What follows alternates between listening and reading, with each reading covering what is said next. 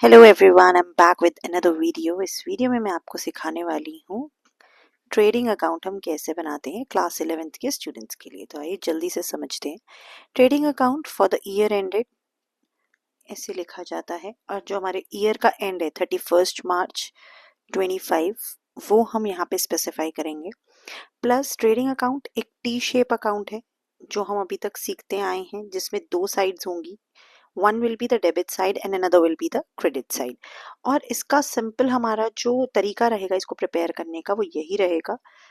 Particulars amount, particulars amount, यही हमारा main जो है वो तरीका रहेगा। लेकिन ट्रेडिंग अकाउंट के लिए, जैसे मैंने कल आपको बेसिक्स बताए थे कि ट्रेडिंग अकाउंट एक ऐसा अकाउंट है जिसके अंदर हम सारे के सारे हमारे डायरेक्ट एक्सपेंसेस को रिकॉर्ड करते हैं। आप 4-5 चीज़ों को बस ध्यान रखिए।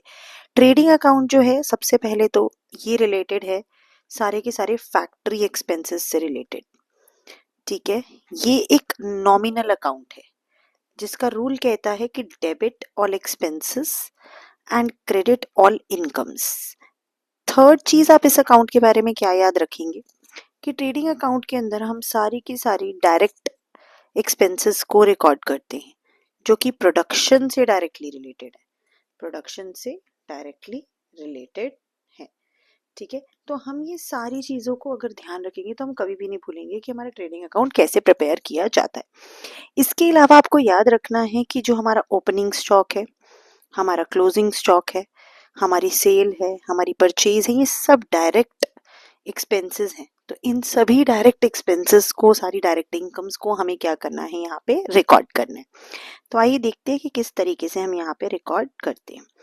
सबसे पहले तो हम यहाँ पे हमेशा लिखेंगे टू ओपनिंग स्टॉक, जो भी हमारे साल के शुरू में रॉ मटेरियल हमने लिया उस स्टॉक की वैल्यू। और इसकी क्रेडिट साइड पे हम लिखेंगे to close by closing stock, specifying कि साल के एंड में मेरे स्टॉक की कितनी वैल्यू थी। इसके अंदर हम ऐड करेंगे, हम इस डेबिट साइड पे लेंगे जितनी भी हमने परचेजेस की। परचेज को मैंने डेबिट में क्यों रिकॉर्ड किया है, क्योंकि परचेज हमारे लिए एक खर्चा है और खर्चों को हम हमेशा डेबिट करते हैं। परचेज में से हमेशा हम रिटर्न्स को माइनस करेंगे, परचेज रिटर्न्स को, और तब यहाँ पे लिखेंगे। सेल्स हमारे हमेशा हमारे लिए एक इनकम है, इसीलिए हम उसे क्रेडिट साइड पे रिकॉर्ड करते हैं, और उसमें से हमेशा हम रिटर्न्स को माइनस करके ही अपनी अमाउंट को यहाँ पे लेंगे। उसके बाद यहाँ हमारे जितने भी डायरेक्ट एक्सपेंसेस है, जैसे कि हमारे वेजेस को पे करना, जैसे कि हमारी क्या कहते हैं, जितनी भी फैक्ट्री की लाइटिंग है उसको देना, लाइटिंग के एक्सपेंस को पे करना, फैक्ट्री पावर, फैक्ट्री फ्यूल। तो इस तरीके से और भी बहुत सारे हमारे इनडायरेक्ट एक्सपेंसेस होते, डायरेक्ट एक्सपेंसेस होते हैं, जिन सबको हम यहाँ पे रिकॉर्ड करेंगे। और रिकॉर्ड करने के बाद एक चीज का ध्यान रखेंगे कि यहाँ पे हमारी बैलेंसिंग फिगर जो है वो क्या होगी, या हम किसके लिए ये अकाउंट जो है वो प्रिपेयर कर रहे हैं। तो हमारी बैलेंसिंग, और भी हमारे बहुत सारे डायरेक्ट एक्सपेंसेस होते हैं जो यहाँ मैंने स्पेसिफाई अभी नहीं किए हैं, बट मैं आपको बता देती हूँ कि वो कौन कौन से हो सकते हैं। वो आपके हो सकते हैं कैरेज और फ्रेट। तो ये भी बहुत इंपॉर्टेंट हमारे डायरेक्ट एक्सपेंसेस जो हैं वो रहते हैं। इसके अलावा मैं अपने इस टॉपिक को एंड करना चाहूँगी ये बताते हुए कि जब भी हमारे ट्रेडिंग अकाउंट में बैलेंसिंग फिगर आती है तो जिस साइड का भी ज़्यादा बैलेंस होगा उसको हम यहाँ पे लिखेंगे टोटल की जगह पे, और अगर डेबिट में बैलेंस बचेगा तो हम उसे टू ग्रॉस प्रॉफिट कहेंगे, और जो बैलेंस मेरा क्रेडिट में बचेगा हम उसे ग्रॉस लॉस कहेंगे।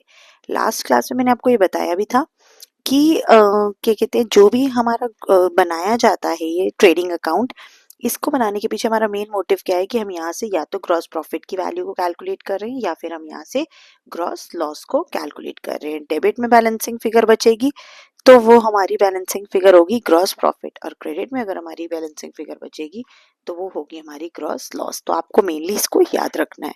ये है फॉर्मेट हमारे ट्रेडिंग अकाउंट का। नेक्स्ट वीडियो में आपसे मिलेंगे जिसमें आपको प्रॉफिट एंड लॉस अकाउंट सिखाएंगे।